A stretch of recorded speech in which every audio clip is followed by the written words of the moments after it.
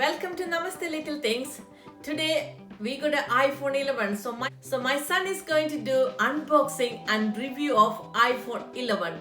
We all know that iPhone 12 is in the market. So what the specialty for iPhone 11 now is good phone in a cheaper price. So let us go to the video and see what my son is going to say. Today I have the iPhone 11 with me. It's a pretty big phone, as you can see, 6'1" specs. So if I look at the back, it's 64 gigs. That's the standard edition. If you want, you can get 128 or 256.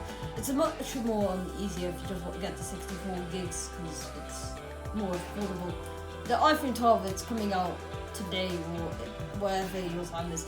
But I think the iPhone 11, if you get it now, it'll be much more affordable and more consumer friendly. So I'm gonna open the box now.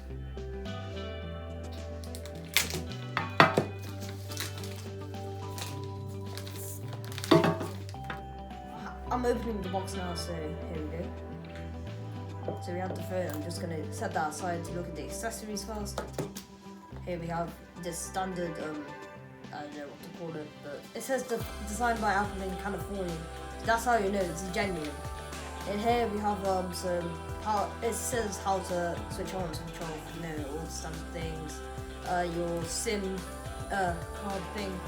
I don't really know what to call that. And then you have some terms and conditions, some random stickers, as is with every iPhone. Here are the accessories. You don't get AirPods, which are more high-end, but you do get your standard earphones, as long as you're with your USB to C Lightning cord, as well as your charging block, which is standard with an Apple product. That's really the end of the box, so I guess I'm opening the box now, so here we go. So we have the phone. I'm just gonna set that aside to look at the accessories first. Here we have this standard, I don't know what to call it, but it says designed by Apple in California. That's how you know it's genuine. In here we have it says how to switch on, switch off, all the standard things.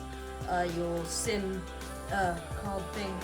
I don't really know what to call that. And then you have some terms and conditions, some random stickers, as is with every iPhone. Here are the accessories. You don't get AirPods, which are more high-end, but you do get your standard earphones, as long as you're with your USB to C Lightning cord, as well as your charging block, which is standard with an Apple product. That's really the end of the box, so I guess we're moving on to the phone now. Here I have the iPhone 11 with me. As you can see, I've set it up now, so it's all working. So first, I'll look at the camera, and as you can see from here, it looks pretty good, I would say. I mean, it's the main feature of the phone itself, so I wouldn't be surprised.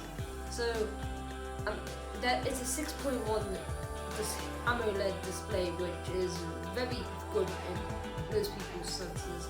It's really colourful, the background, everything is default, but you can change it to your preference.